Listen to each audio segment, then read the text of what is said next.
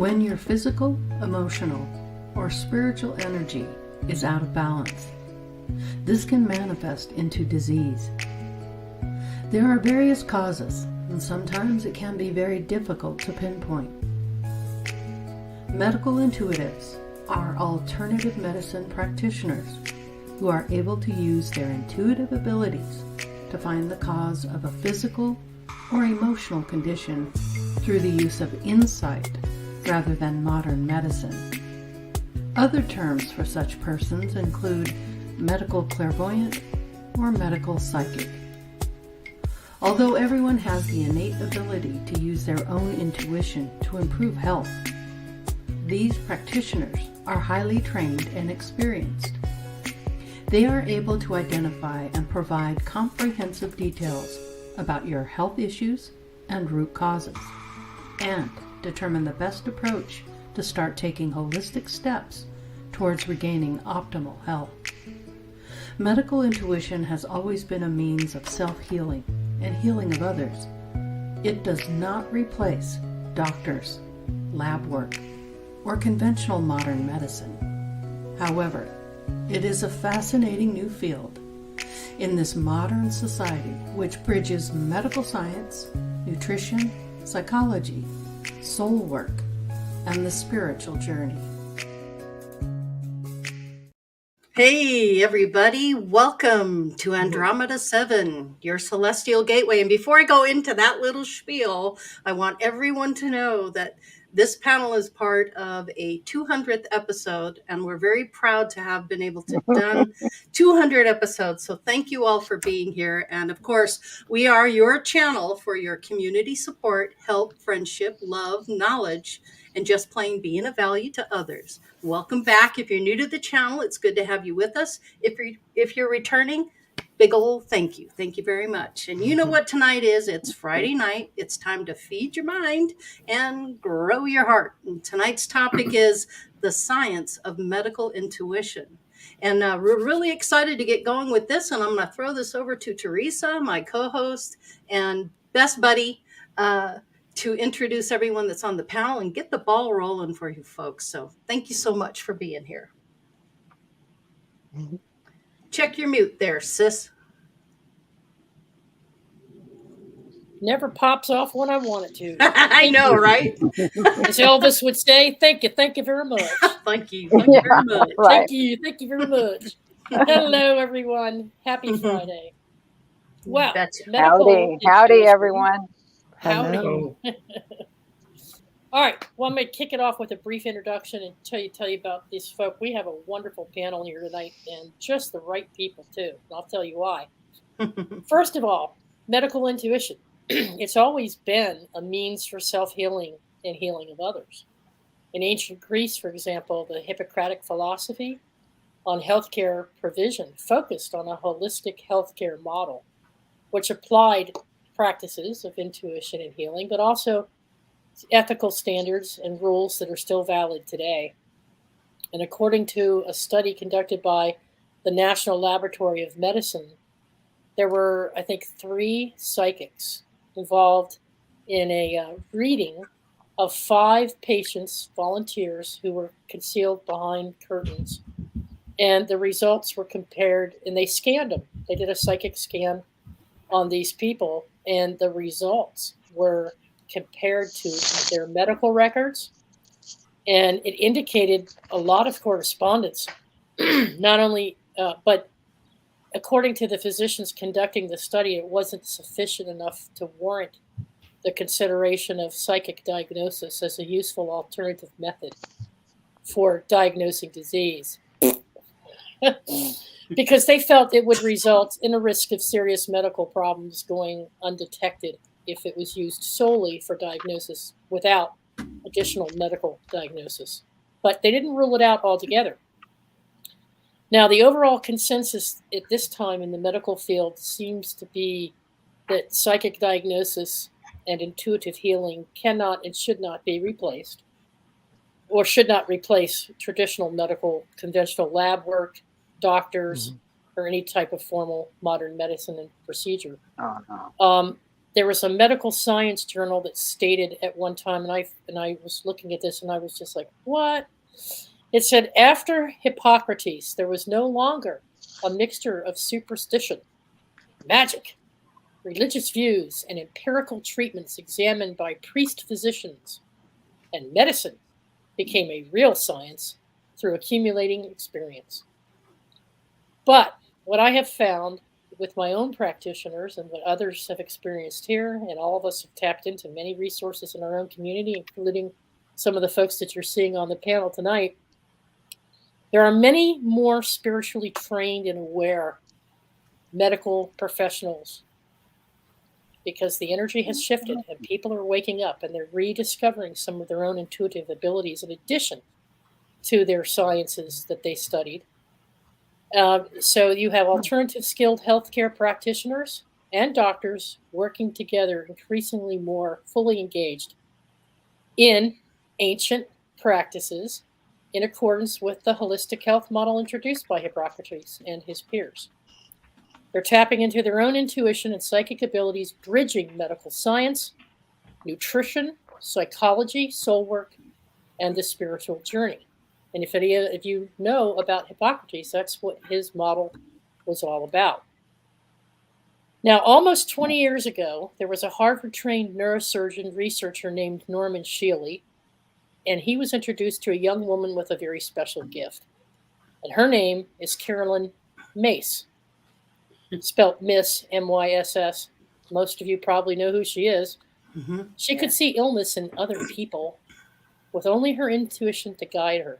Mm-hmm. And after extensive testing, Dr. Shealy concluded that her ability to diagnose illness, even from remote distances, was 93% accurate. Wow. 93%. Mm-hmm. Today, incredible. She's highly regarded as a legend in the field of intuition and energy healing, mm-hmm. with 3 New York Times bestsellers to her credit. And her website is included in our YouTube description if you want to check out her channel, because she's got in her website, mm-hmm. she's got some interesting materials, seminars, courses. I didn't get those before. Yeah, she's a real good one to look up.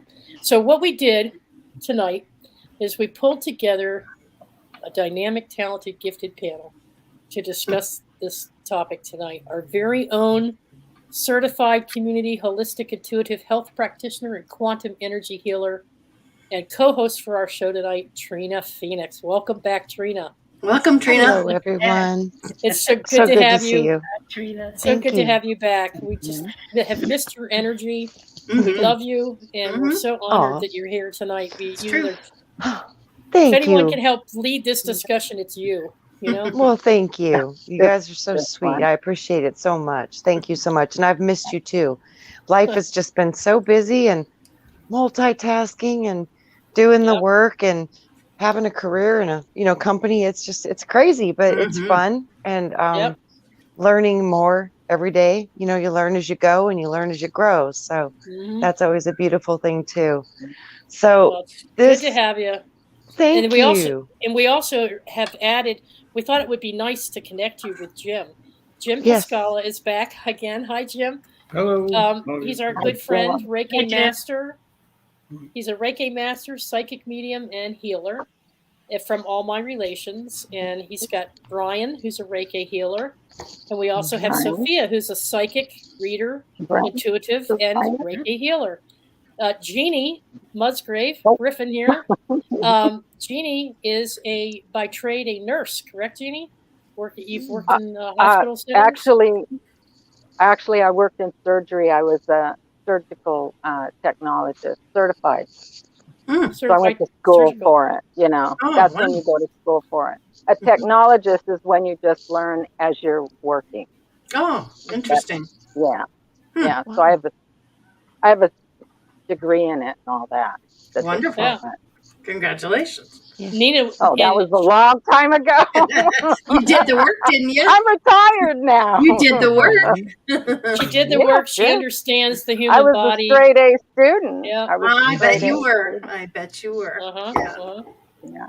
And of course, we have Jules, who like Jeannie, and a lot of us here will make our own herbs and healing oils. Yeah, I do that. Yeah. So there's not a In my person on this retirement. panel, including Karen, who's got a background in holistic healing and oils, and Dalibor.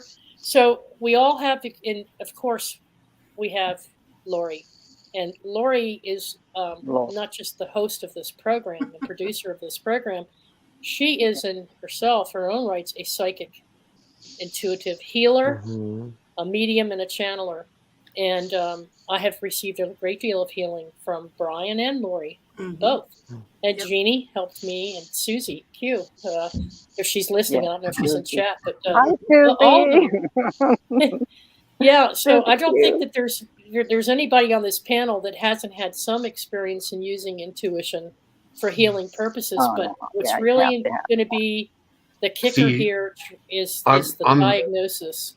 See, I'm like not the. I've never healed anybody, but on the contrary, I've been on the receiving end of a lot of these alternative techniques and healings. In other words, I've been helped a lot over the course of many years by a lot of these different practitioners. Awesome. Yeah. You have a lot of healing in your words. Yeah, you do. That's what I was just going to say. I was like, but your words heal, Dalibor. Your words heal people. Your concepts, the way you think, help people wrap stuff. Your modus operandi. And Lori, I think that's more like me too, as well. I'm more a communicator with the crystals and the science beyond the science behind everything and how we connect. And this is going to be interesting. I have so much to input as far as what we're talking about today, and how we do it all remotely in this crystalline grid system that we're in. So that's my part, the science of the crystalline grid. Yeah, it is yours. Yep. And I think Lori has, and I can testify to the fact that Lori has, she has probably one of the strongest intuitive when it comes to helping people with emotional healing, psychological, emotional balance, perception, past life regression. That is a very special kind of healing. In addition to, sending Reiki, sending scalar energy and teaching you how to accept it and open up to it. So what a fantastic panel. With that, I'm going to shut up now. I'm going to bounce this back over to Lori and Trina and let the two of them help lead the discussion. Sounds good. Give us some background and history on this. The thing that I find the most intriguing about this whole thing, folks, is the ability to do diagnosis. It's not just the healing modalities that we're all familiar with, but it's how you go about assessing a person and how you make those psychic connections. I have seen parts of my own body inside my own knee, and I've been able to heal myself, but I just don't do it with others, and I have no formal training in this lifetime. But things come back to you. Yeah. But these guys have actual hands-on years of experience doing this, and that's what intrigues me is how you can diagnose a person's condition and then treat it. So over to you, Lori. Yeah, you got it. So let's just acknowledge chat really quick. Mary Wins, good to see you. Chloe, thank you for being here. Max Vision Remote. Oh, hope you have a show after us. Starlight 7, thank you for being here, sweet soul. Love that. Hannah Rogers, good to see you as well. Elderberry, good to see you, Squirrel Buddies. And let's see who else we have. Going through Truth Seeker. Good to see you as well. Thank you for being here. Robert V from Milky Way Soul Tribe. Good to have you with us. Thanks for joining us. And let's see who else. Max Vision, I see. Yeah, I got Max. Yep, I got Max. Yep. I think. Oh, Grumpy Stack. Doug, good to see you, Doug. Thanks for being here. Appreciate that. And I think that's about. Oh, Lucky Stone. It's a pleasure to have you with us, Lucky Stone. Always a pleasure. Thank you for being here. All right. I see a new one. Starlight 7. Yes. Hi. Welcome. Yep. I'm sorry, I missed it. I was talking. Right. Yes. All right. So, Trina, how does this healing work physically? I mean, there's so many different levels, so many different ways to do it. What is it? What works best for you? How do you find that healing modality that really resonates with you and you get the best out of it? What would that be? It went through a process of evolution, and it's constantly still growing. And it started when I was very little. I could just feel pain in people's bodies. And I would just go and do stuff to make the pain go away, and it would make them feel better. So I was intuitive since I was very, very young, and I could tell, I could feel their pain. Sometimes I could just sense it. Sometimes I could actually see it. So that continued throughout my whole life. And then I started getting more into how I could somehow, like if somebody would tell me a story, I could see the story in my mind that they were saying, and like strange things, like my sister and I would share dreams and just weird stuff like that. So I was like, okay, I have ability to kind of go into people's stories, like I'm really in their story.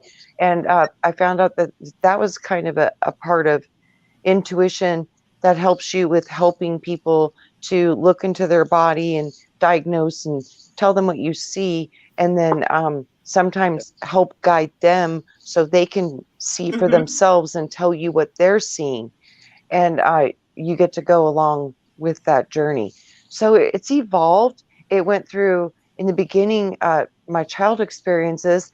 And then when I went to school, I was really good at moving energy and polarity and cranial sacral therapy and Reiki. I could do all these energy modalities really quickly and very effectively.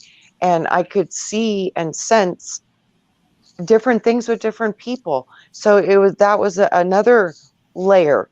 And then I started learning about trance work and shamanic work.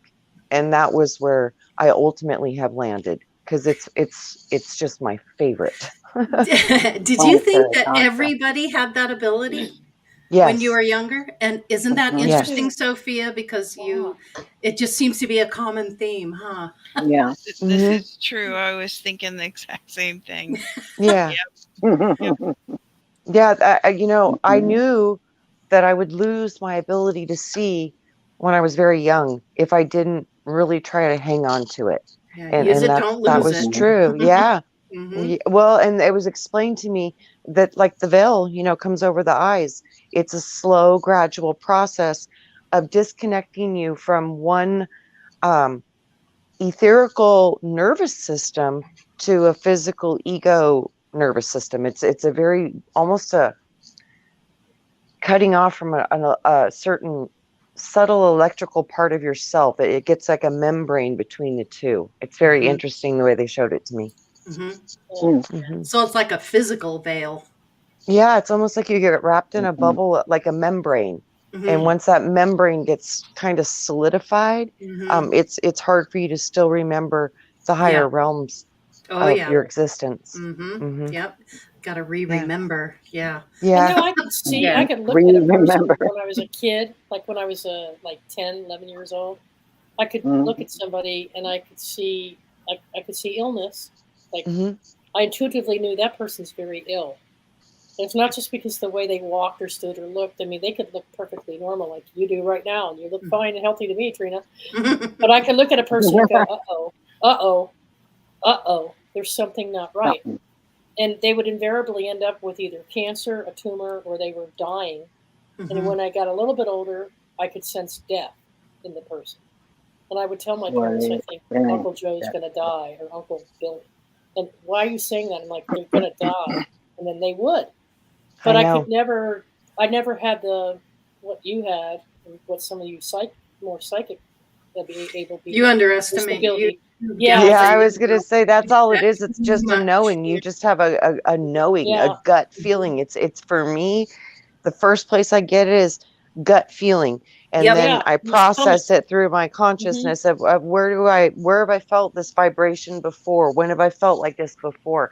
Yeah. That's one of the best questions that you can ask when you're trying to identify injury, energy, illness, is when have I felt like this before? It'll teach you more than just this time potentially, which is also sometimes very helpful because it can show you how you're recreating the same thing over and over again. If that needs to be addressed, you can work on that and put an end to that through a conscious awareness of even doing it.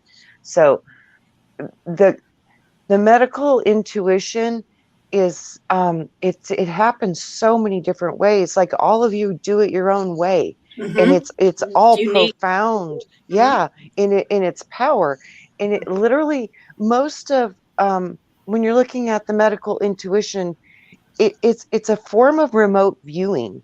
In all actuality, it's just some people can do targets and some people can go and do better with bodies. So it's just, what's your magic? What do you do? What is your what's your talent? So like Karen, crystals, minerals, we're all doing different parts. As a tool. Yeah, but it's so funny. This is one of my favorite tools, and it's a wand, and it's for the spinal balancing. For when you're doing energy work with polarity, it's a spinal balancing wand, and you do spirals and go out. Is that a crystal? Inside of the spine. Yeah, it's got selenite and amethyst. And on the end. Oh wow! Yeah, carved. Yep. Amazing. Yeah. Whoa! Look at that. Nice. That's beautiful. We talked about that over the It's aquarium. interesting. Why they have that shape is they've created a Z pinch in the middle. That's interesting how they did it with yes, and you usually together, which creates a counter rotation and a rotation within the crystal itself, and when you go to the point, how it amplifies the signal. So interesting that you would mention. Actually, what came to mind when you were talking, Trina, with me is a closed system as opposed to an open system. Yeah. And we go through ourselves. Remember, each individual one of us is our own individual closed system, right? Or magnetic field of layers and layers of energy, right? And so that's our little system. So it depends how good we are at opening or closing that system, or tuning our system to the frequency or vibration of other things and people around us is what we're doing. So with psychics, what I find and with people is that your system's open enough that you're able to tune your own frequency or vibration within your system, which has to do with our carbon-based crystalline system and the water, which is a capacitor and conductor and a memory system and how that works. So what we're doing is and Teresa and I talked about this, is it's sort of like we're able to open up ourselves to other frequencies to connect with other people's vibrations and frequencies so that we can connect. And what we're doing is we're connecting to their vibration, and that way we're seeing and feeling everything about them that, around their magnetic shell. And so that's how we're able to see and feel and view it. So you're able to connect into their frequency or vibration, and that's why we're able to feel it. And people that can't do that is that they're completely closed off their system. They become a complete closed system within themselves, right? So they don't open to anything outside themselves energetically, or don't know how to tune their own personal antennas to and have them open to conductors feel other frequencies around them and to tune into that vibration. So it all has to do with energy, vibration, and frequency. Well, Jim, being a minister, having this group that meets regularly, people signing up for healing readings with Sophia, and there's the holistic approach to the person. There's looking at the person, not just for a particular ache or pain in an elbow or a back or a headache or a chronic problem with my neck. Don't you have to, Jim, don't you take a look at the person's whole system, their mental health, their social environment, where they live, how they're living, their nutrition? I mean, what is your approach to there's a lot of things. Diagnosis. Let's use the word emotions. Those are the strongest creative forces within our body, is emotions. I agree. Obviously, happiness is one of the extremes of a positive one, or love, and also the feeling of anger or frustration. Those are taking away from you. One of the gifts that I learned back in about 1997 was working with called emotional polarity. I've changed it to emotional healing. Simply put, it's looking at an emotion that has been in your life somewhere, which could start at different ages, even including just right after birth. And it all depends, again, trusting our intuition. Ryan's taken classes with me quite a few times about checking energetically where a person seems to have something, let's say, out of balance. Leave it as out of balance. So you ask the part of the body, what is that associated with? The heart is obviously love. That's one of the easy ones to give away. But also, what side of the body does it represent? Like the left side is always about your family and the way you were brought up, and the right side represents your personal life in general. So those are giveaways. When you find an imbalance, then you ask the body, when did it happen? When was that imbalance created? And generally, Spirit gives me the age when that occurred through some person or situation. So you, of course, look at the emotion and you have to address it. So we talk about it. Let's say it stems from a lot of different things, which could be really something very negative, because that's why it's a blockage in your body. And then you ask the person and the body, and then you talk about it, and then everybody finds out, yeah, there's something associated with that emotion. And then you put a label to it, like anger. So once you realize that through an affirmation, you say, it's like, I'm consciously aware of my anger at so-and-so or such and such a situation. And you let go of that and replace it with something like love or happiness or joy. You kind of trade it for one thought for another feeling. That's the way you basically do it. And of course, you give it the power by breath. Your breath, first thing that creates, when you heard the expression, to be born again. So from that point forth, you change your belief system about what you felt from one positive statement or a negative one to a positive one. It's like trading a negative for a positive. And consciously aware. Yeah, that's super important. Making a choice. Because you created it to begin with because of your own feelings. So you're making the choice of surrendering one thought or feeling and replacing it with a different feeling. So you have to undo the spell, like Jules says. Undo the spell. Yeah? Right, exactly. That's a good way to consider it. There's many different ways. It's called recapitulation. Yeah, there you go. The Toltecs call it recapitulation. And what you do from, when you start the process, and it's clearing your table and your, of energy and holding on to energies you don't want to. So yeah, it's a ritual, right, Jim? And it's a breath ritual. And what you do is as you sit and you have the memory, and you think of every little detail, and what you do as you breathe out the energy and release the memory of all that you think that's negative in that event or moment in your past. As you release it and breathe it out, you release it back to the person or the people that you think have done you harm or negative in that. And as you do that, when you breathe in the process, you're breathing back and returning and breathing and pulling back all your energy from that situation or moment back into your energy field. So it's a process of breathing in and out. So that the out breath, you're breathing it out, what doesn't belong, releasing and releasing all that energy, bringing in the new, and then you're pulling back your energy from that event or moment. And you do it over and over and over until you don't have any kind of emotion or attachment to that event or that situation in your life. And it becomes then neutral, and then it has no emotional tie either way. And it's definitely called clearing your personal history as well. I like that.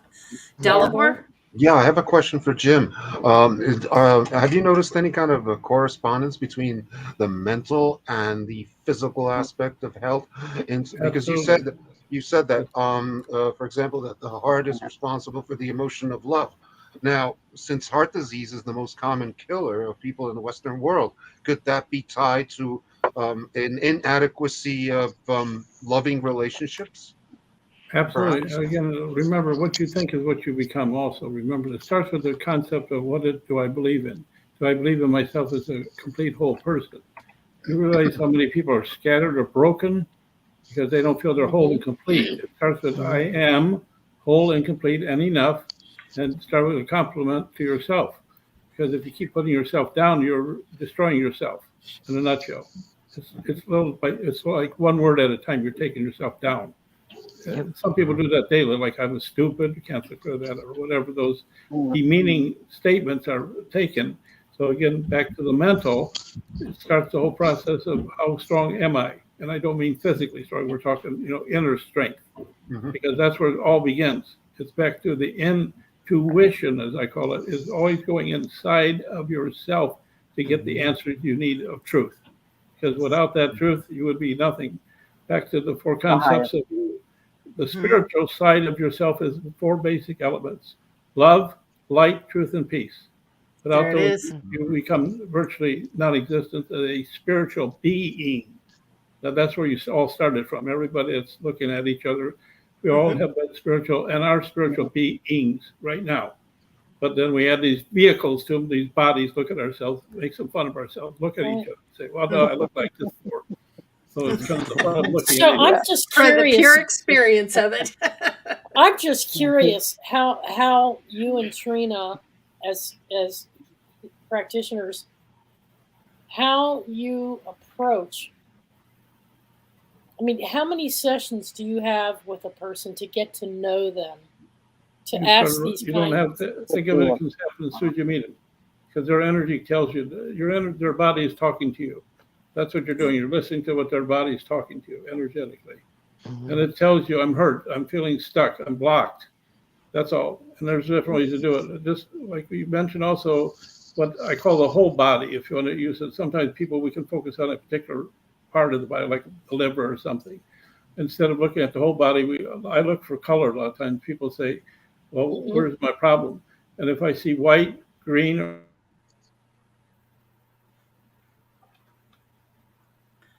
Oh, they bummer. froze. Oh, bummer, dear. They froze while they were talking. Yeah. Right, yeah. So Dang we it, say dang it. like different associating, So seeing or green. seeing or feeling just my different identity colors. of colors that has worked for me all my life. And again, there's lots of different classes I've been blessed to take too. Like you said, psychic surgery, a guy taught us how to go in there and approach it as, like if you understand auto mechanics, to look at it from an auto mechanic standpoint to fix the problem. Yes. There you go. Yeah. But if you're a baker, think of it as cooking or baking, believe it or not. Like, how do you fix it? That's the way you understand it, because that's all you understand, mechanics. If you're not a genius, all you need to work with the knowledge you have. And all the body is responding to what is like a connection to what is my intent.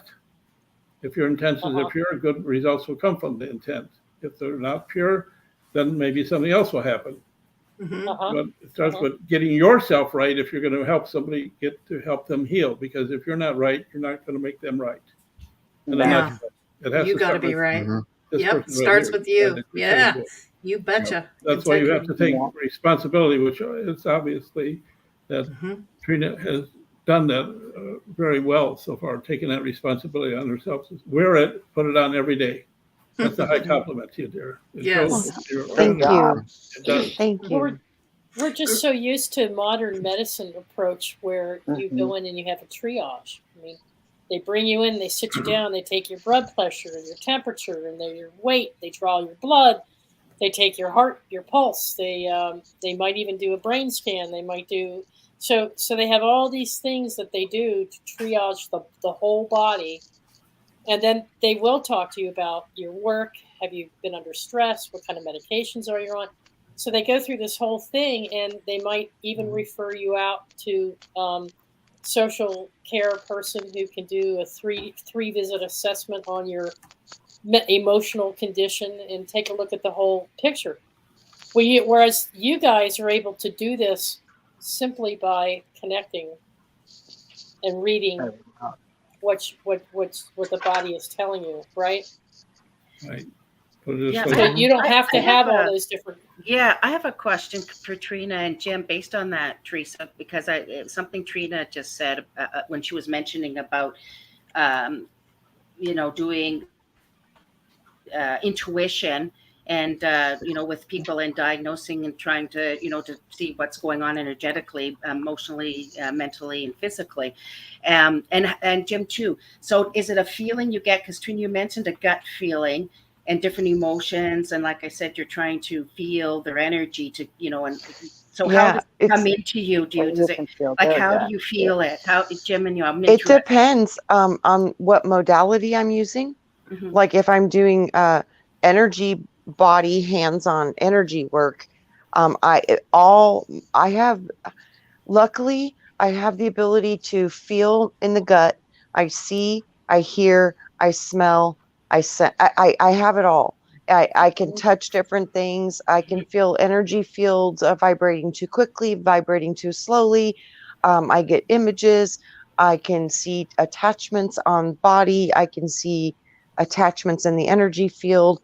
And so that stuff I clear with breath and a lot of the same things that Jim's talking about. That's how that's done. And you walk them through it, trying to identify what the energy is, if you can identify it. And they can help you with this too, because they're sensing it too. Once you kind of identify what you're seeing, a lot of people have resonance with what you're saying, and they'll finish the information for you because they know themselves better than you ever will.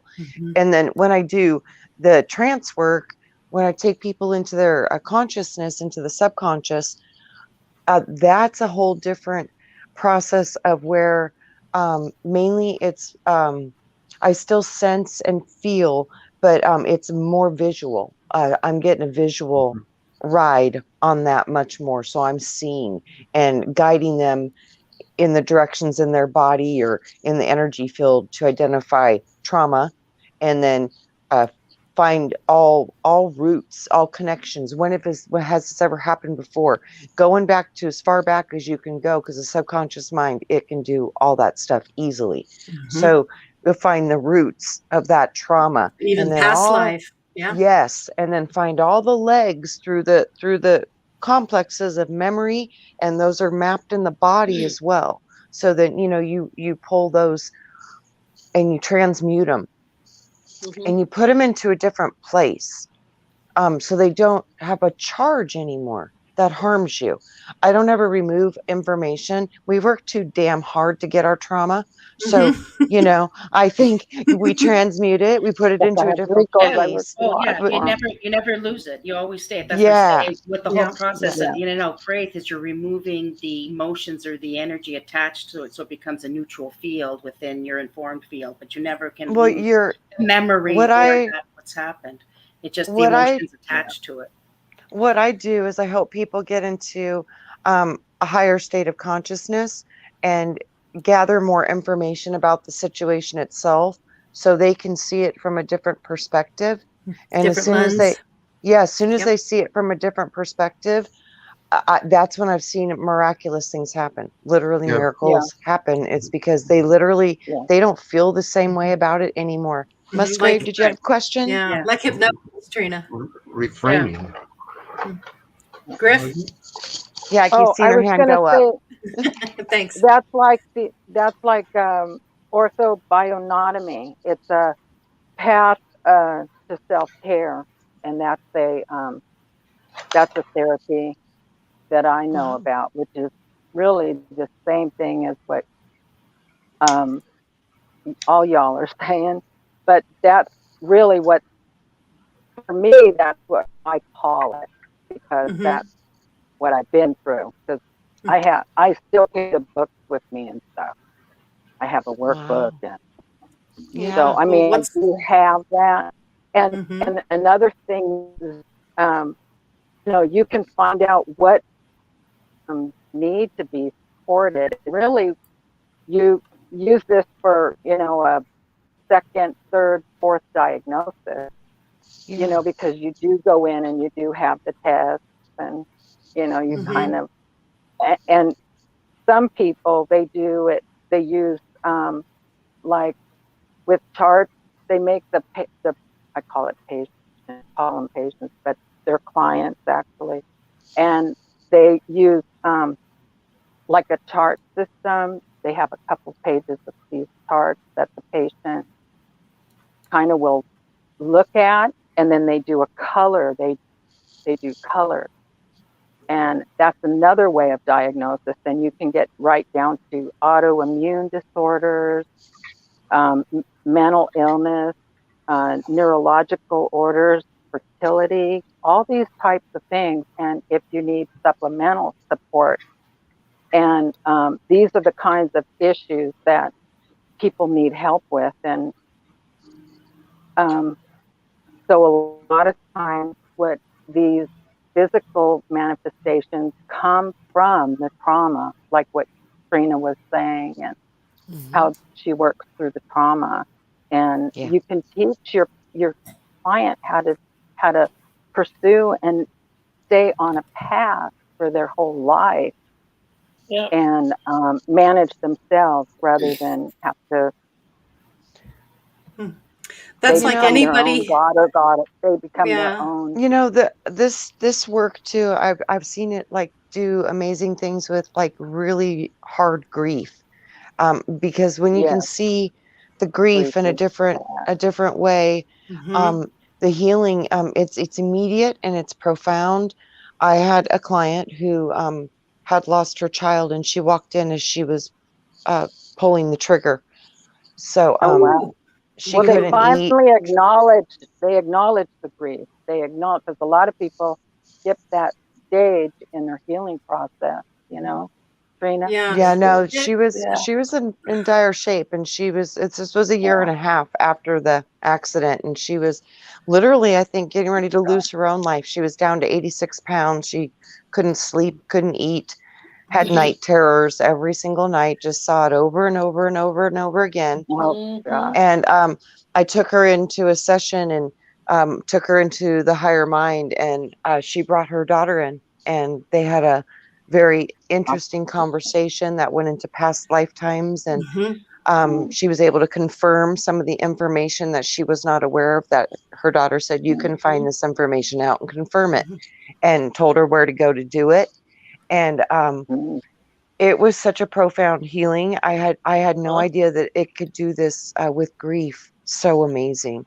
So That's what Lori does. Yeah. She did it with me, Profound. with my dad, Lori. my mom, my sister. Profound. All three. Grief is a tough one, because I don't think people realize, and this is something I learned going through my father's death, was when someone grieves for you and they're on the other side, it makes it extremely difficult for that person on the other side, because they're in love and light. And it just kind of pulls on them and tugs on them, and they just want to go where the peace and serenity is, especially if they had cancer or any kind of physical paralysis, that kind of stuff. They really need you to gain control of your grief. I'm not saying you can't grieve, because everybody, it's the human experience. It's the emotion. You have to feel it. You have to go through it. But for them, it makes it very difficult. And I think that's an important point for people to know, because most people wouldn't even think about that. So think about the other side. They're having a hard time too. Anymore. And they're not human anymore, but they still have that connection with you. But your grief is powerful, and it does make it difficult for them. Good point. It's like you're calling them on the cell phone. Yeah. You're leaving them a sad message. Yes. And you're crying. Yeah, they're like, oh my God, I can't take it. And then they got to feel it, and they got to know, because they died. You're feeling this way. So then there's responsibility, because, you died, but we don't have an option with that part, hopefully, So it's like, were you really? Yeah. It's calling them on the cell phone and going, whoa. Yeah. Yes.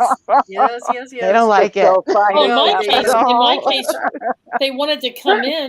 They want to communicate. They want to interact. They want to heal with you. They want to help you. Whatever you're holding on to. Yeah. And if you don't let it go and let them, it makes it more of a challenge for them. Especially if you've been abused, and you're going through that healing, because when, soul you get to the other side, you really understand more about what has gone on, and then. And people say, why would you choose this? Out, and it's like, why would I come into this life and choose this? Right. And they have a hard time with you don't choose everything. I would never choose to do this. You just I'm not saying everybody's choosing it, Griff. I'm just saying the soul agreements and the contracts that you have. That's part of it. If you understand that, then you have a whole different lens and look on how it completely operates. different. And it'll change your outcome. Yeah, that's all I'm saying. Karma has something to do with that too. Yeah, but you can't change the future. Okay. Well, karma has something to do with it as well, I'm sure. Yeah. Well, yeah. Past life. All kinds of things come into play. So that's past life regression. Look at Dolores Cannon. Thousands of people. She knows. She dealt with it, and she could heal people instantly. But she never took credit for it. She always said it was the person who healed themselves. They just needed to be made aware of it. She is Yeah. absolutely 100% right. Yep. 100% Not right. 100. No, Absolutely. she's not 100. No, she's I not. don't And know. that's okay, Griff. That's okay. I know, Yeah, but it is not okay, but 100. Maybe 98%, but she's never 100%. She's human. Remember. I think you have to agree. So if you're not on board with it, Yep. yeah. It's Yeah, not you going to have to happen. believe in it. You have to believe. Absolutely. If and your you soul gotta is not really want supposed to the healing. heal, Yep. yeah, and if it's not supposed to, Right. no, it won't. There's It so won't, many because your soul Well, it yeah. won't. Well, No. Mm-mm. Yep. Agreed, Won't. Trina. Nope.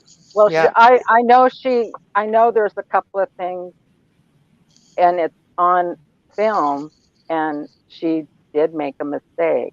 So I don't want to Well, harp on that, but nobody's perfect. Oh, But yeah. Yeah. well, that's what I Consider- mean. It's Absolutely. not consider the 100%. It's 100%. consider- Yeah. So I just, consider the thousands of people that she was 98%. able to consider the thousands of people, and a Mhm. very small percentage maybe she couldn't or didn't, or for whatever the reason.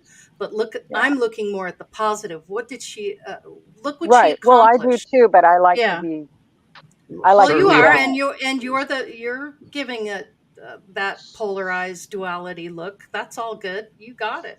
Yep. Mhm. Well, To, it's male and it's I have a it's question for masculine both. and feminine balance. It's all Mm. about balance. Mm-hmm.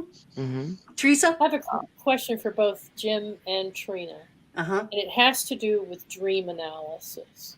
Now, we had Jim on a special show about lucid dreaming and dreaming, and we've talked about it on a couple different shows. But when it comes to diagnosing medical conditions or treating any type of illness or disease, to what extent do you use dream analysis? Either one of you. Trina? If it comes up, I think it's absolutely vital to look at, especially if somebody comes at you and they've got a dream that they want clarification on. Usually it's because something's important there. So you want to look at it. And one of my favorite tools is I have a dream book. Get a dream book. Yep, See if the message resonates with them, with the dream, and see what's up with that. And if that's if it matches, then their questions are answered and the dream will stop. As soon as they get resolution, it usually subsides. But I think it's very important. What I find over the years, it's repetitive dreams. Like when a person has the same dream several times, usually 3-4 times, or it continues, or the main theme of a dream continues, then it's important to look at. You can tell it's not like an everyday dream that's about certain issues just that follows, but it's something that repeats, and it usually comes up quite a bit, so it's really important. That's how I look at it. Anybody familiar with the Jane Roberts material back in Seth Speaks. Yep, Seth Speaks. Yeah. She got into dreams, and I'm listening to some of the audiobooks. Tim Hart has a channel, and he reads all of the Seth material, and he does a phenomenal job on it. Yeah, so if you want to know more about that kind of stuff, it's an excellent way to get that information. Yeah. No, I know that I had some recurrent dreams, and dreams don't always mean what you think they do. And it turns out, without going into the dream, it turns out you're the best interpreter. You're the best interpreter of your own dream. And what I had was that sense of fear, not a fear, but almost an anxiety over closed-in spaces. And I had this for a long time, like claustrophobia. And yet, I had been camping, boating, where you slept in a small bunk area on your boat, you're all closed in. I always felt trapped. I always felt like I wanted to sleep outside where the stars were, And so over time, it became, the point where I actually got help with a therapist about it. And this wasn't a spiritually awake therapist, just a therapist, And, but she helped me identify that I was going through a traumatic event from childhood that caused me to have that condition as an adult. And so it was through the dream analysis that she was able to help me once I was able to release it and own up to it and recognize it for what it was, I stopped having the dream and I stopped having the fear or the anxiety over being in a closed space.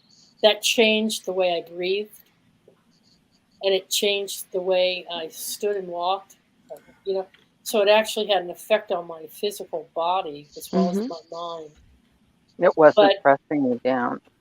Yeah, but I still wasn't healed enough from that trauma. So I still had to go through some things as an adult until recently, where I've been able to let some more of it go.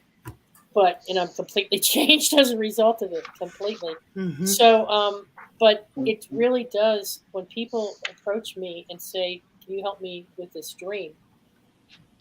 And I use my intuition.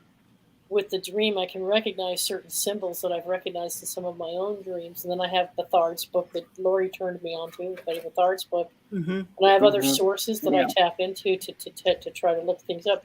I will help a person with their interpretation, but I'll lead them to it without interpreting it for them. Because I think it's important for them to recognize, but they don't necessarily know how. So that's a type of healing that you're doing, but by just getting them to that point. And it might answer why they're having upset stomachs or bowel problems or breathing problems and anxiety attacks. Usually it's anxiety and breathing are the two most effective. Breathing, breath is a big thing. Yeah. Well, look how your body changes when you get angry. Your blood pressure goes up. Yeah. Your face gets red. And physically everything changes. So you could do the opposite of that. Instead of being angry, you could change the way you react to a situation. Right, Jules?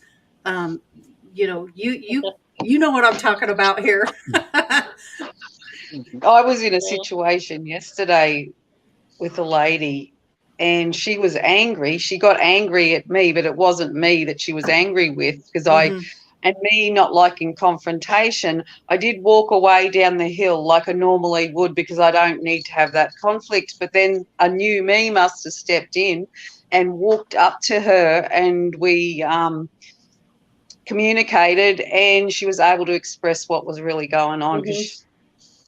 And it was really interesting in how I related to that too. Instead of backing away from someone being angry, thinking it was personal, but it wasn't. But I saw that was a really good thing for me in a new situation, because I'm not walking in there to be conflicting, but it certainly brought her. You could see the aggressiveness in her, and then I stayed calm, and then she was able to tell me what the situation was, and she had a lot of able to release then, and you could see she was totally different because she was able to vent, and it wasn't personal at me. But first of all, though, she was really, wanting to take it out in me, but she, and it was really interesting how I turned around and was someone different in myself. Yeah, you released her pressure valve, Jules. You totally helped her from a meltdown. Meltdown. Well, that's how we do it to begin with, just be in the energy of other people. And that's where the healing process starts. Your energies overlapped, and your calm healing energy and sitting in the energy of yourself and frequency and vibration overlapped in her energetic field and automatically started to calm her. And that's how, we gain insight into everybody's illnesses or how they're feeling mentally, physically, emotionally. It's because we're usually within their energetic fields, right? She's a worker and never stops working. She just constantly has to be busy, busy, busy, this woman. And because that's not how I work, but I've now created a new thing to do. And I was just getting confirmation if they were going to be involved as well. But it was just that she's unable to stop long enough to do the self-care for herself. She's busy with everyone else, but they don't know how to do it for themselves. They can solve everybody's problems. They can be there for you, but they just have a hard time doing that for them. For a lot of these healers, gut issues.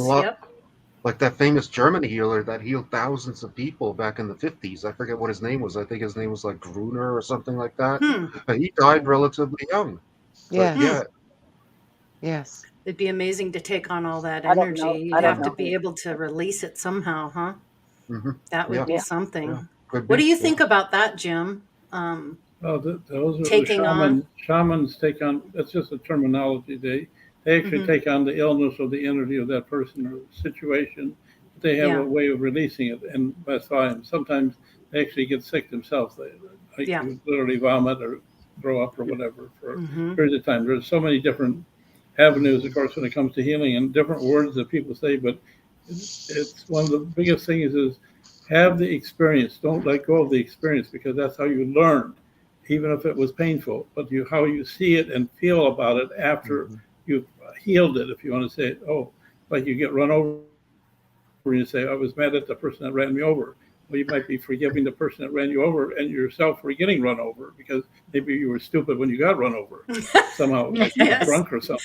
And guess Like what? walk in front of a Yeah. car or Yeah. standing in the road. Kicking the car for So you don't want to let running go of the over your experience. foot, you Oh, damn I'm going to car. stand in the road and see if I can.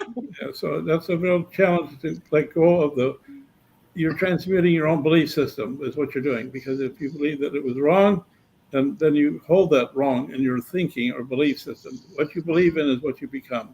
Just like people, how do you transition into heaven?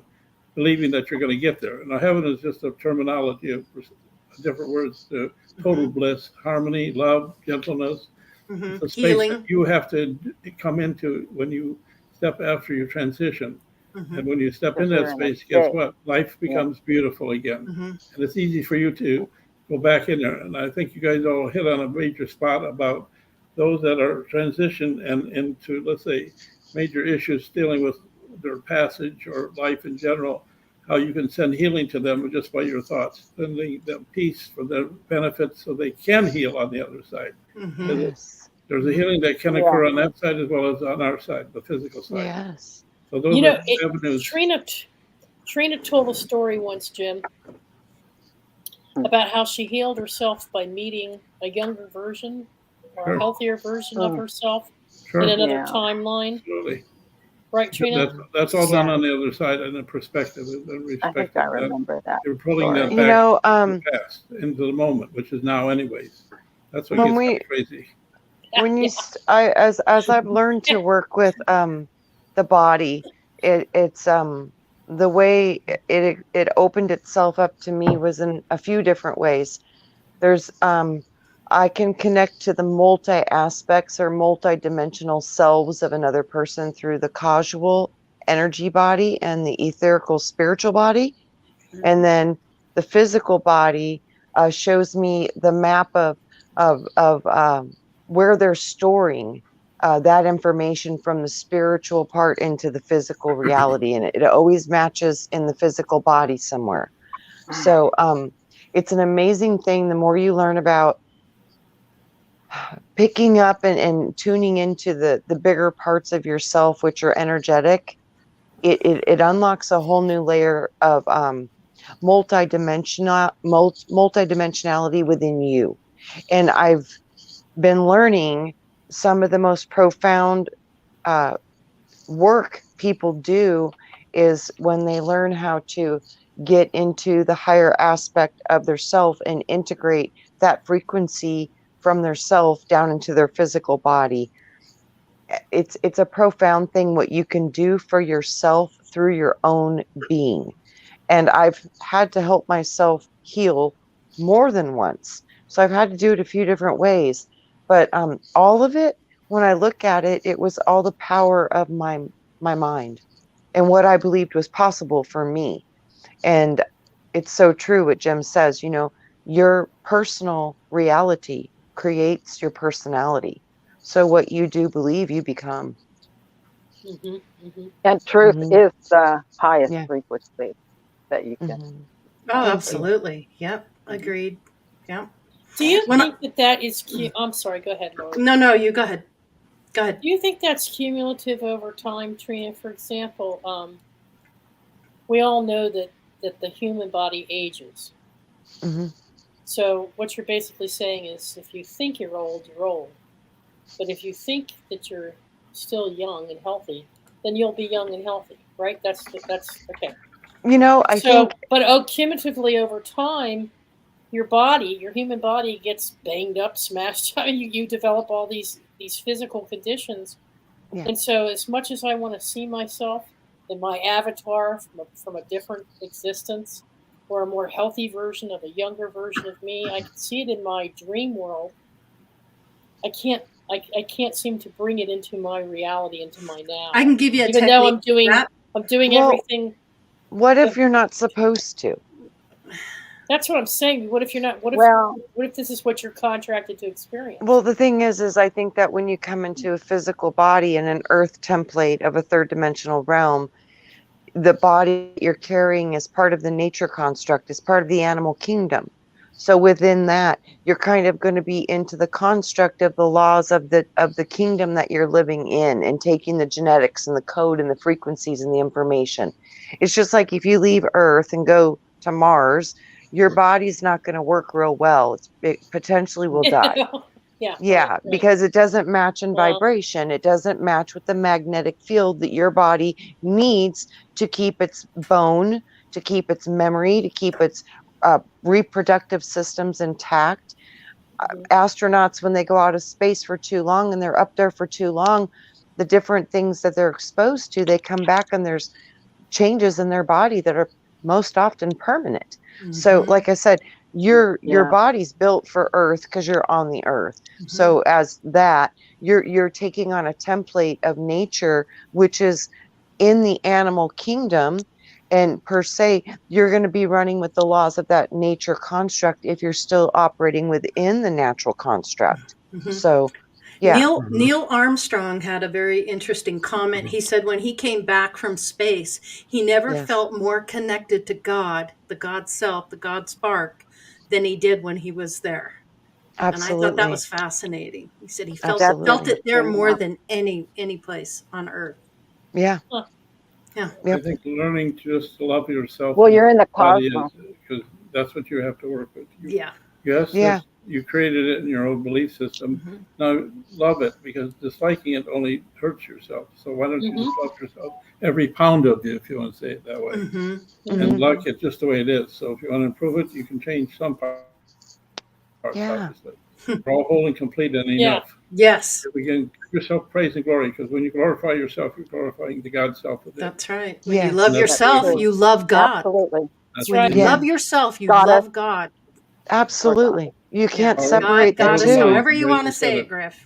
So and it goes the same way. If you don't love yourself, you're not honoring or loving God.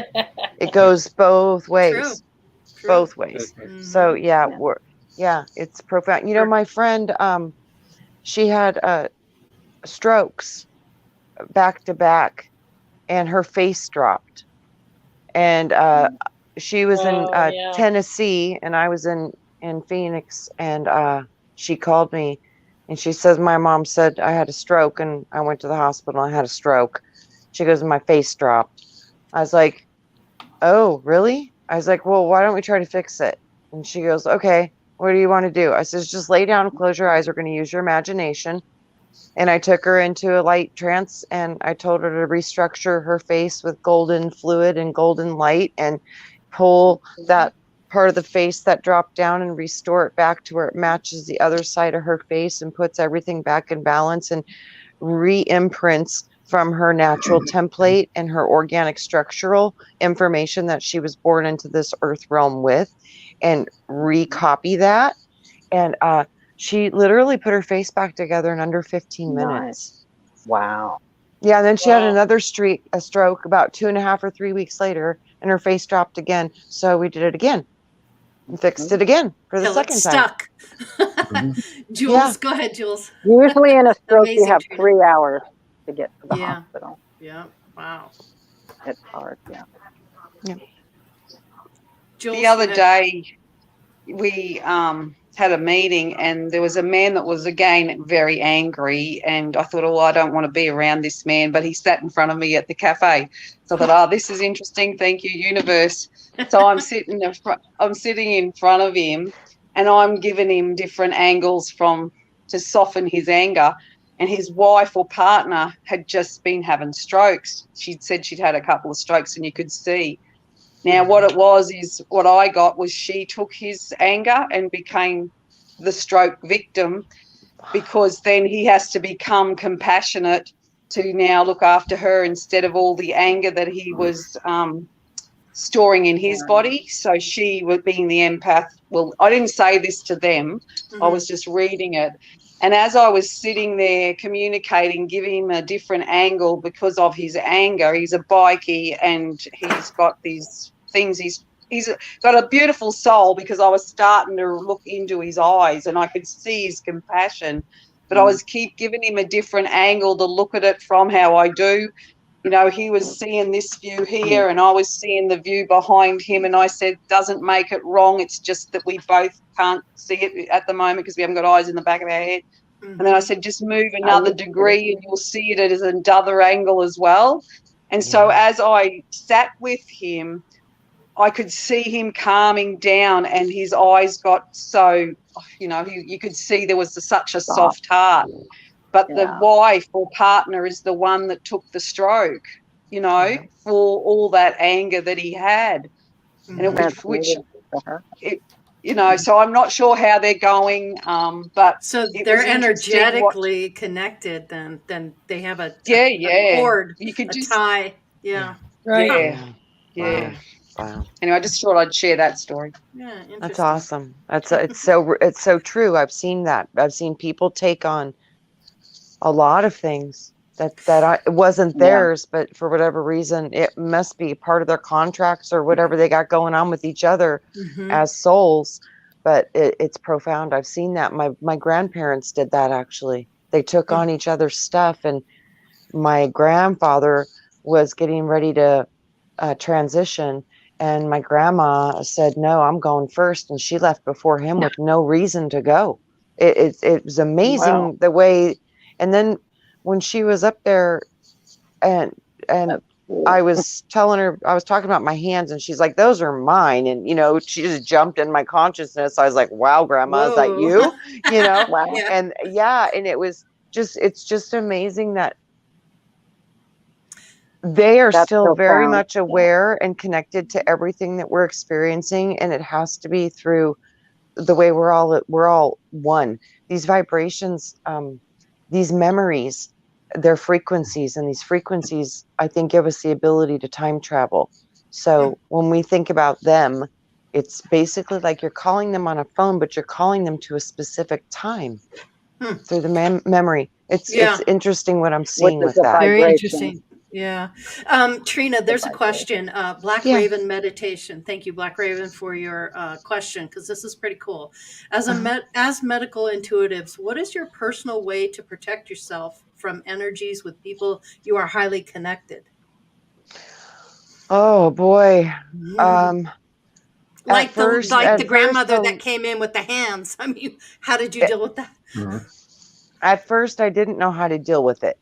You know, I had you learn as you go, and you find different tools, and your tools change as you evolve. So taking on other people's energy is real. So there's a few things that I would do if I was doing like energy work or distance, or if I feel like if there's an energy that gets attached to me, I literally do something as simple as washing my hands with salt water. It's intention, it's symbolic, it's just so simple. Take a bath, take a shower, clear your field. You just got to learn. The hardest part for me was identifying. Oh my gosh, did I just feel that, or did I get it? Is it stuck now in my energy field? So and then also too, I found a correlation. Mainly the things that can attach to you are things that you have some type of an identity with in the first place. Like you've encountered it before, it's from a past life. You have a frequency that can be close enough to the simile of that frequency for it to get close enough to stay into the field, or it just kind of bounces off and repels. So then you got to look at what's my lock to this energy. Because if you're being affected as a healer, taking on other energies, I always look at myself and take full responsibility for what do I have that could possibly bring me in resonance with that experience or that vibration or that trauma or that memory. So always look at, self-responsibility first. And then it's just as simple as acknowledging it and then clearing your energy however you do. Breath work, grounding, water, you know, it's dancing, music, laughter. Whatever works for you, just do that. But the biggest part is acknowledging it's real, acknowledging you might have an attachment after trying to get it off somebody else or healing somebody else, because you do pick up these energies. Not allowing it or agreeing to contract it with it by saying, I've identified you, I feel you, now I do not accept this. Right. I'm going to release this. With intent. And I'm going to replace it with something that feels more genuine to my soul's highest, best good. And for the highest and best good of all. Yeah. And I'm going to feel that. And there ain't nothing you can do to stop it. Right. So, you know, with that, that's to say you learn as you go, but fix your frequency however you do it. And do what works for you, because you know you better than anybody else ever will. That's Nobody true. can sing the song of your soul better than you. That's right. So do you, because and trust you, and learn those little subtle nudges. Those are usually the most important. Sophia, you wanted to make a comment on that, and I'm curious to your comment. It's more of an agreement. We have a lot more power in our lives than we realize. You know, thoughts are things. So if you control your thoughts, you control your things. Right.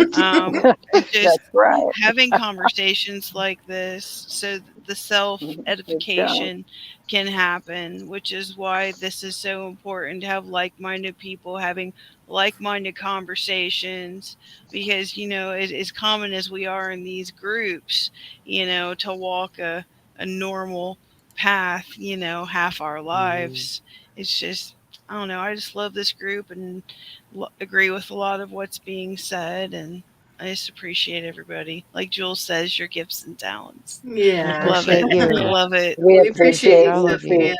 Yeah, love you, sister, for sure. Love you Yes. too. Thanks. Jim, Brian, maybe let's go to Brian. I'd love to hear your comment on this. How do you protect your energy from others like that? What's the way you really cleanse yourself from it, or keep yourself protected? I always wear a hematite tourmaline bracelet to help keep me protected. I put a white veil of protection around me to help keep me protected. And if I feel that I've pulled something off of someone, which I haven't, I've actually been in pain because of what I pulled off of someone, I immediately kick off the shoes, get out in the grass, ground myself, and give it to Mother Earth. There you go. Because I knew it wasn't mine. I recognized it wasn't mine, and I had to release it. Yeah. I like to hug a She'll tree. take it. Hug a tree, whatever. I have a series of something called I have a series of something called magical passes. Magical It's passes. they're movements and ritualistic movements for different things. And it's sort of like almost like Tai Chi, but not. They're personal, and it's a set of movements that I've developed myself over the years, and it's sort of a dance and sort of a ritual, and they're magical movements or passes for myself. I have a routine. That's planetary Developed tantra. it over Yeah, the years. that's the same thing as planetary tantra. Is that what you do, Griff? What do you do to? Yes. Planetary what? Planetary tantra. Planetary tantra. Same thing. Sounds like a group. Magical passes. Same thing. Energetic passes, magical passes. Yeah. And you can use the energies from the solar system too, because you can use things to your advantage, like if it's a trans, there's all kind of aspects. I don't want to go into all that, but yeah. Delaware, what about you? I mean, how do I guess reframing. When you realize that, the essence of all trouble is usually emotion, emotion. It's very easy to stay away from negative emotions by, finding out and keeping in mind those things which make you, put you in a positive mood. and put those on. Like, for example, if you're having a crappy mood because you're doing too much, bill paying or whatever, things that piss you off. So just put on something, some videos about rabbits or, whatever makes you happy, or uh, Yeah. some comedy. Rabbits. Yes. Yeah. I heard that, rabbit. Suddenly have an You urge know for you love carrots. rabbits.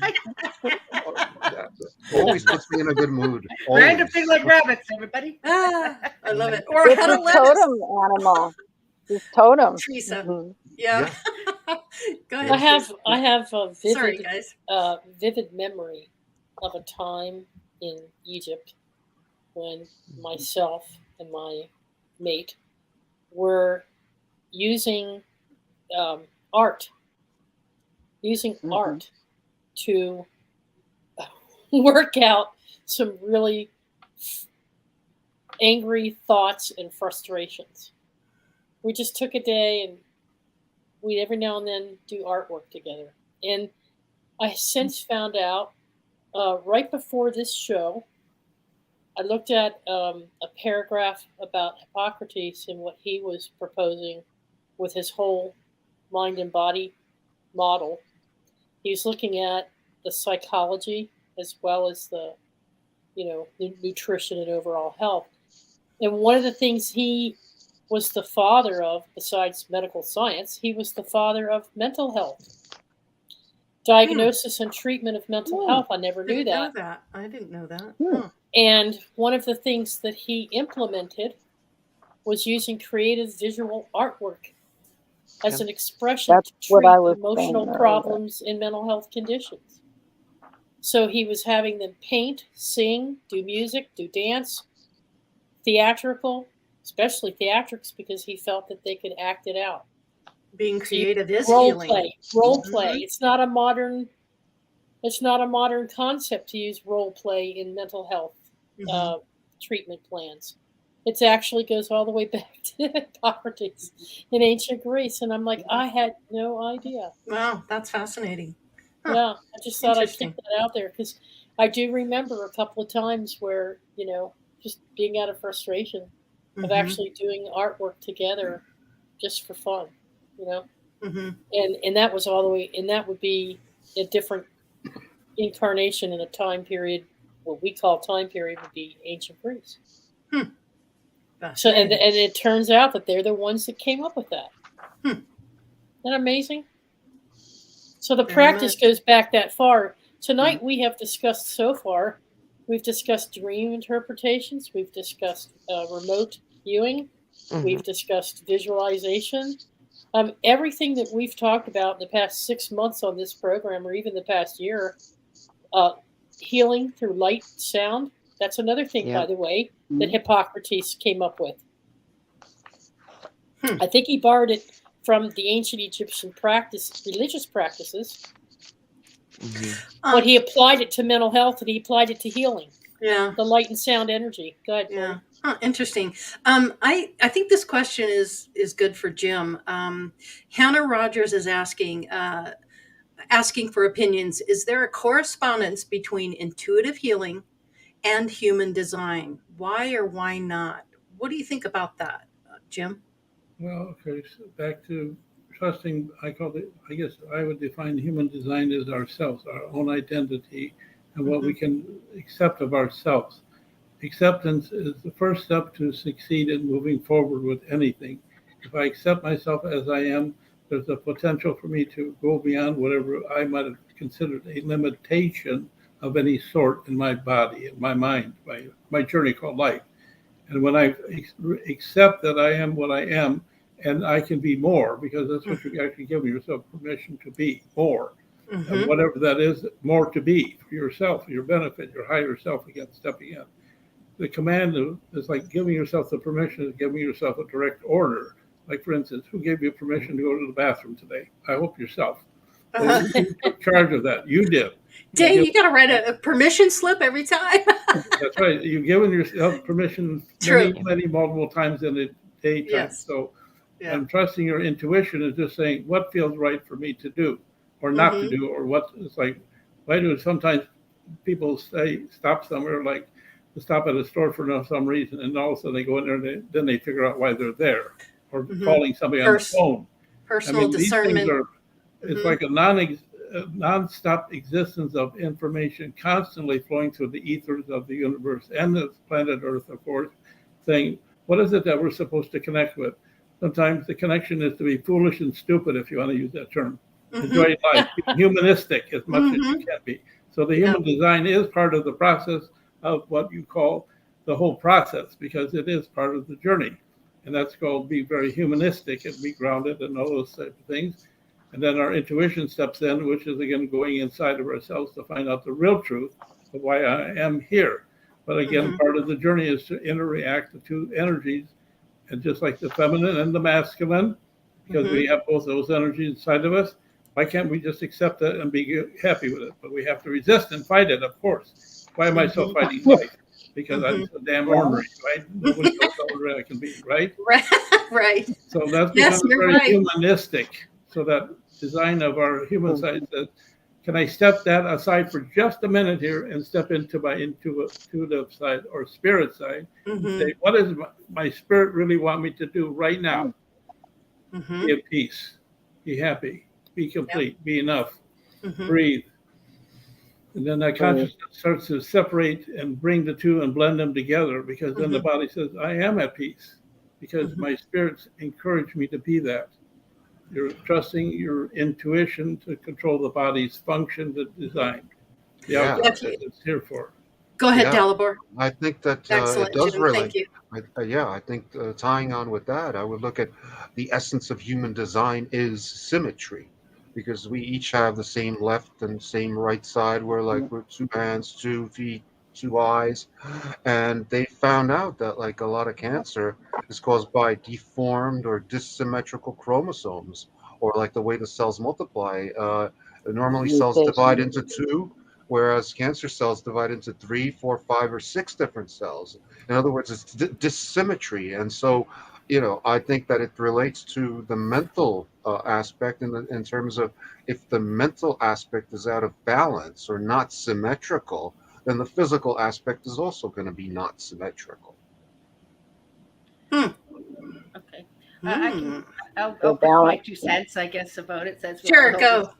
Well, just because I think the question is, they asked if there was a correspondence, which I'll say, is there a correlation? I'll say instead, is there a correlation between the idea of intuitive healing and the human design? And the answer was yes or no. And I'll say yes, with the simple fact that in our cases, as soon as in our reality, it has been proven once, and it has over and over and over so many thousands of times throughout history, as far as even within ourselves, that as soon as it can be proven once, that it does exist. And so, yes, there's a direct correlation between that. So, period. So as long as it can be happened once, then it can be happen to everyone, and to everybody has that ability in the human imprint. Yep. Jules, go ahead. I was just going to say, see me. Hey? What? What'd you say, Karen? You go. I said the answer was yes. Yes. I was just going to have my little 2 funny cents worth is see me tree. See me tree. Yeah. And all of your branches and all of your leaves. And the symmetry. And all the roots.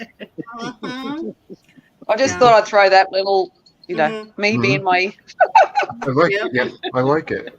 If you ever really want to test your ability and see where you're at emotionally, go into any Walmart and just stand in the middle of Walmart for a few minutes, and you will be tested. You will be tested on all kinds of things.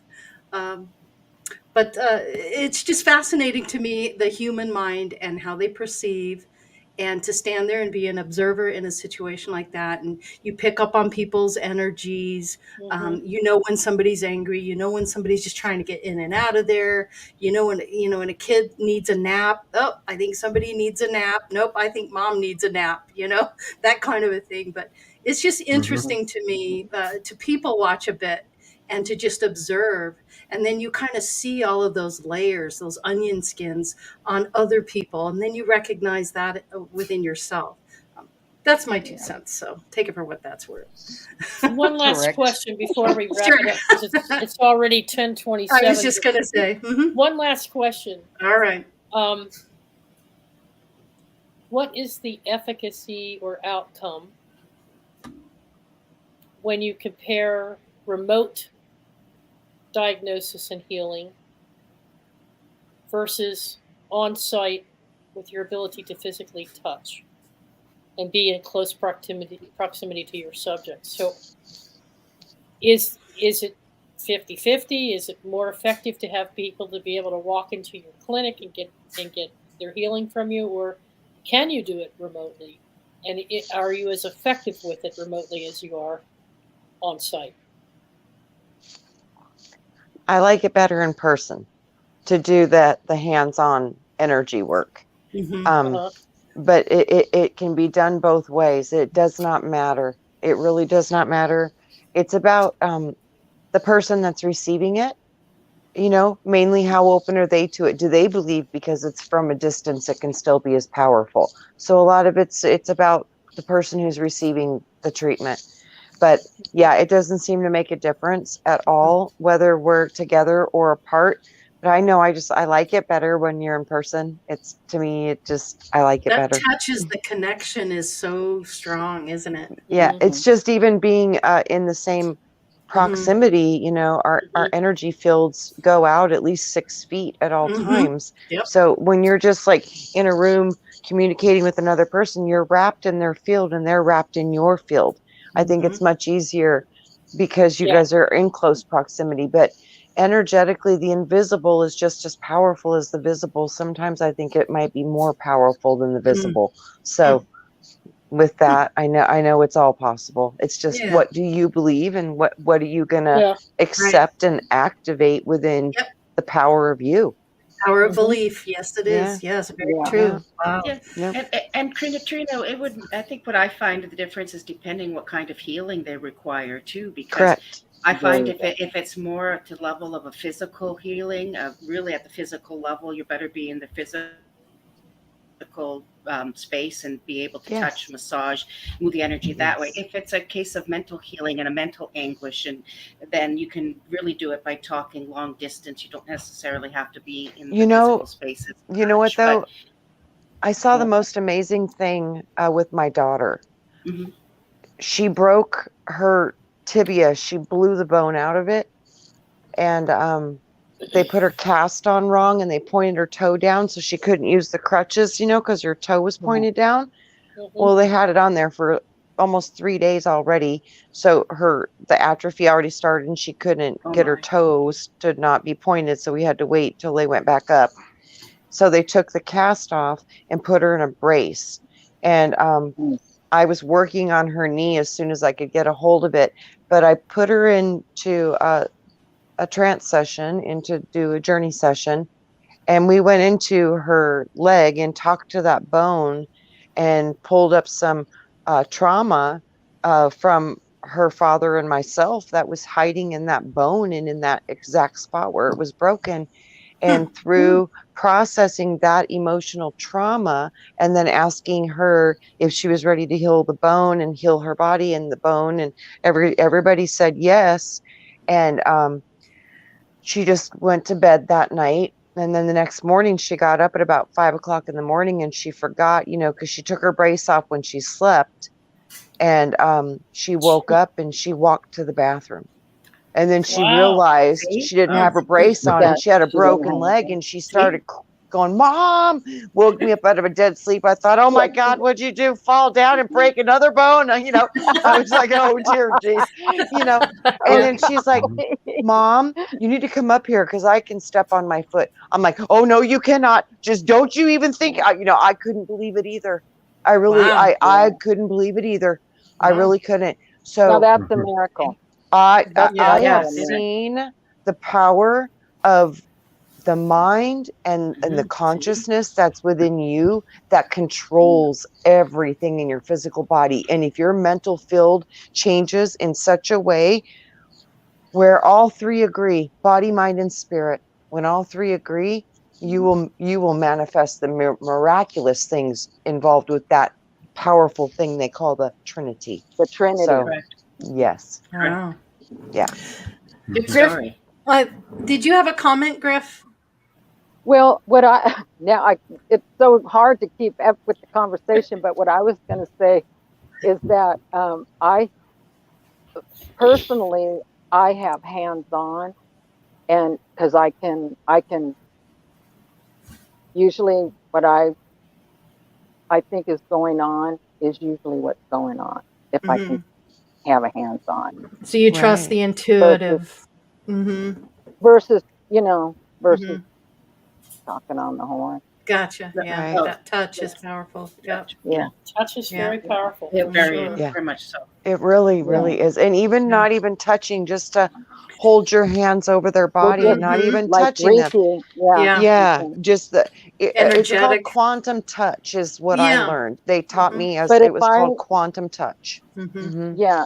If Well, I I learned even is that what it's called? When like diagnosing something like diabetes, that I have to have my hands on the body, something like that, or like a limp type thing going on. You know, it's funny when I do energy work and I'm doing hands-on work, my hands see more than my third eye. My hands see, but then when I do, but when I go into and I do the mental work and the trance work and get into the subconscious, that's my picture mind going. Yeah. So it's very interesting how, because when I see with my hands, first I sense a frequency shift, a vibration, and then I try to run through the files to say, when have I felt like this before? And I just let the images start to form. But the first thing it's a sense of, whoa, something's here. I just feel it in my gut, and it's from my hand. My hand knows. It's like my hand can see and scan the energy fields, and then my mental third eye complex and my vision part and my hearing part then opens up, and I get more information through those windows. Yeah. But that's you go through so the for system, you know? using your hand, it's like an eye, a receiver, but I do it through here. I do it through both. Distance. I can't touch the person. I can't go anywhere near their auric field. But you know what, though? You I can feel it. I can sense it. Teresa, you see my hand doing it. Think about it like this. You can do it. Think about it. You can go into their energy field with your hands. All you have to do is imagine. Use your imagination. That's what I just said. Yeah. Yeah, you can do it. Doing it. But you can actually feel it in your hands. You'll actually feel it like you're touching their body. Yeah, because you literally are that powerful. You really are. What I have been able to do is I've been able to visualize through the skin, into the tissue, into the bone, sometimes the veins. I can actually see these things, but I can also see dark shadows. Those are awesome. I can see black, I can see purple, and I know it's a disease of some kind. Or sometimes it's a mental blockage. I was going to say that to me, that could be an emotional block or a physical block. Right. Yep, it could be either one. Yep. Yeah. All right. Yep. Well, any final thoughts, guys? Anybody? Jeannie? Well, I was going to say a really interesting book to read is A Little Bit of Goddess, an Intro to the Divine Feminine. And it's written by Amy McCree. And that is a good resource if you want to learn more about it. Yeah, awesome. Okay. It's medical clairvoyant, Gotcha. what we're talking about. Yeah. Interesting. Okay. Yeah. So, Teresa, anything else? Yes, Black Raven meditation, talking to Starlight. She says, I agree with your assessment. My background is psych. I have transitioned into the service field. There's been a lot of added simply because of the integration of my background. This is the point I was trying to make earlier when I pointed out Hippocrates. I want to read you this little paragraph as a takeaway here. Because it's not that we're doing anything new. It's we're reinstituting that which we know has worked in history. Given that ancient Greeks had understood long ago that healthy mind and healthy body was the key for the physical and mental health of humans, our results suggest, through the study that was done by this institute, that healthcare provision in ancient Greece was primarily offered promoting both mind, body. Thus, healthcare and psychological support aimed to approach the psychosomatic entity and not only the symptoms of disease. Mental and physical cares were provided parallel to one another, regardless of whether disease came from the soul or the body. Overall, Hippocrates set the stepping stones for the foundations of medicine, developing medical terms and definitions, protocols, and guidelines for classifications of all kinds of these diseases, mental, physical, spiritual, which are considered the gold standards for the diagnosis, management, and prevention of diseases.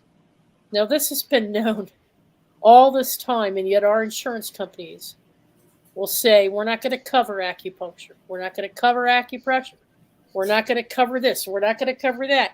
That's all mystical. That's all nonsense. That's all pseudoscience. No, you don't make any money off of it. You took the. Go ahead. In Europe, they do. In Europe, they do, depending on which European country. This is true. Yeah. And I will tell you, Teresa. Yes, I will tell you now, the one modality of healing practices that insurance companies in the United States do cover on most insurance policies now is reflexology. Interesting. There you go. Finally. And chiropractic. Yeah. A lot of them do chiropractic. Yeah. So you got chiropractic now and reflexology. Now they do the chiropractic. Yeah. Absolutely. They're both being undeniably beneficial. And now they will actually do coverage on them because they cannot deny the evidence of the benefits of both of these practices with certain, healing needed for different, injuries or whatever. Yeah, they can't deny it. Back in the 80s, I may not have needed the kind of surgery they gave me 3 times if they had have gone ahead and approved chiropractic care for me, and they wouldn't. And I had the same problem with acupuncture when I was having the nerve blocks.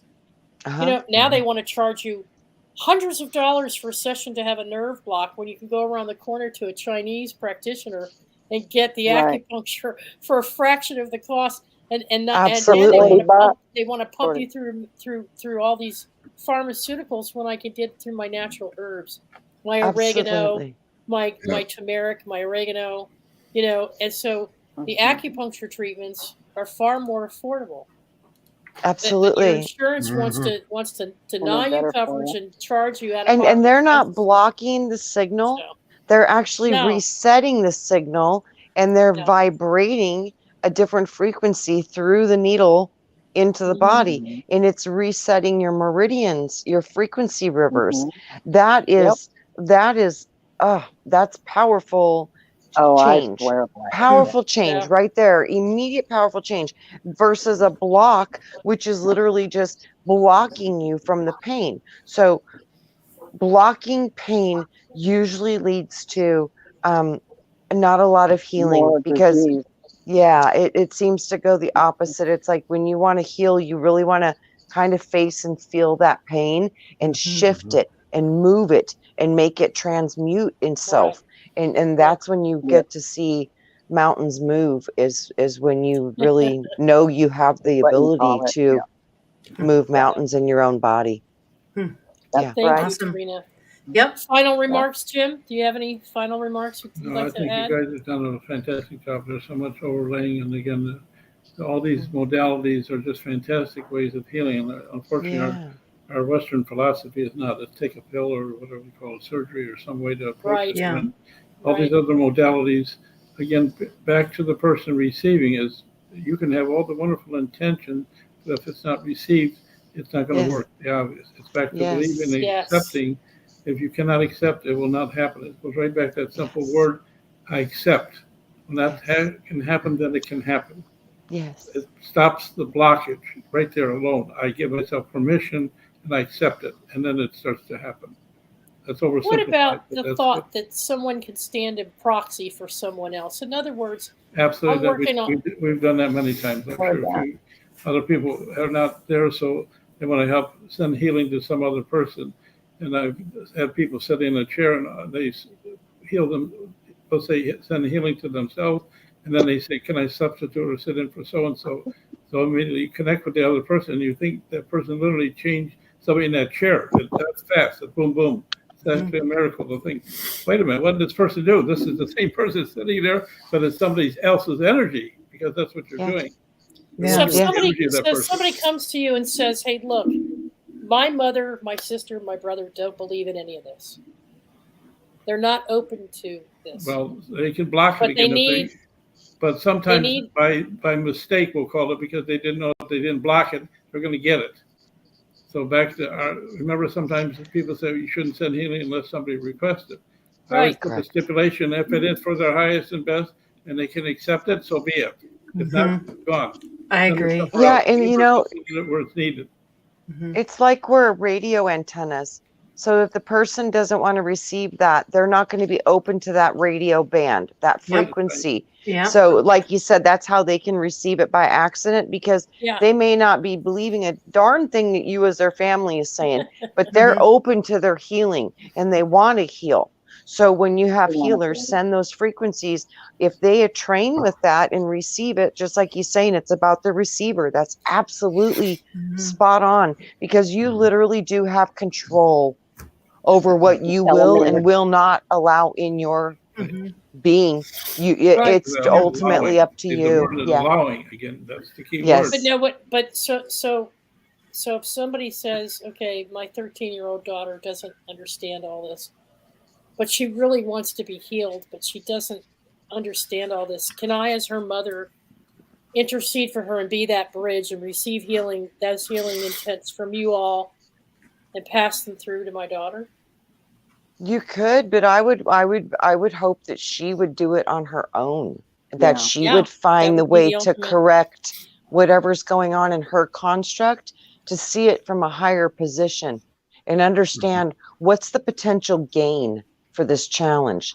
What am I, you want to flip the script, but she has to do it from her own brilliance. It's not from us, it's from them. You guide them to it. You guide them to see it from a higher perspective, but you got to get them to connect to the higher part of their own consciousness. But if they see it in a different way, it literally redirects the neural pathways in the brain, and it doesn't cause the same reaction in the body. So it literally heals the physical part of the body instantly, because it's not going through the same brain channels, and that was creating the trigger in the physical body. It can't plug in anymore. It's the most beautiful thing. It's like, if you really want something to leave from your life, stop hating it, stop fighting it, simply disconnect from it. Yeah. I'm gonna tell you something, Trina. Wow. There was a girl who was having repetitive migraines. And it was because of all the medications they had her on, because of her ADD and other things. And every now and then she would have seizures, Yeah. But she trusted me, and so I put my hands on her a couple times when she had migraines. And I even went up to her school to deliver the pills, and the nurses were saying, bring up her medicine to the school. And I would just reach over and touch her on the forehead. And she would close her eyes, and I'd go, remember our practice, breathe. And I would, and within seconds, that headache would be gone. Yes. That happened on 2 different occasions. Yes. Her parents didn't believe in any of this. And I don't think they appreciated it. And so they would make comments like, "Oh, that's nonsense. That's silly stuff. Yeah. That's just, that's just pure disbelief. That's just disbelief." Yeah. So they were countering, but let me tell you something. That was when she was 11. She's 17. Wow. She's close to 17 now. And when I see her, she goes, "I got it." You know what? So I was going to say, it. She had no opportunity to get that within her family structure. And that's why she found you. And you literally, you put an imprint on her. She'll carry for the rest of her life. So thank you for that. Now she's into all this herself. Yeah. That's what I said. Catalyst. You're a catalyst. Yeah. No, I'm not doing that to pat myself on the back. I'm just trying to offer people encouragement that if you've got friends, family members, don't be afraid to step out and take that risk. I mean, it may have upset her parents. It may have turned them off a little bit. It may have caused them to try to flip the kids, way of thinking. But once another person experiences the healing, you can't take that away. No. So they know it works. So now, so don't be afraid to plant that seed is what I'm saying. Plant away, Pop that popcorn. Yeah. I love that. Get the butter. Okay. Extra salt. In this case, the parents were part of the disease, actually. Yeah, for real. They're the ones causing a lot. They were the ones causing a lot of the anxiety and tension in the kids. In which case, it's not just the mental aspect and the physical aspect, but also the social aspect that's very important. That's very true, Dalibor. Good point. Very good point. And on that note, I'm going to end this transmission. It is time to let everybody be on their way. But first of all, thank everybody on the panel. Thank you, everyone. And Trina, thank you so much for being here. Griff, Karen, Dalibor, Sophia, thank you so much for being here. Jules, Teresa, of course, and Grandpa Brian and Jim, thanks for being here. And always a pleasure. Thank you. Everyone have a wonderful weekend and stay healthy. Next week, Matt Slozer. There you go. Matt Slozer, we're going to talk about quantum physics and magic. Hacking the VR matrix with the Randonautica GPI application. Is it a servitor? Is it a consciously aware AI? Is such a thing possible? Who knows? We'll see you next week. Want to know. Yep. Thanks, everybody. Peace and love to you. Yeah. Love and peace.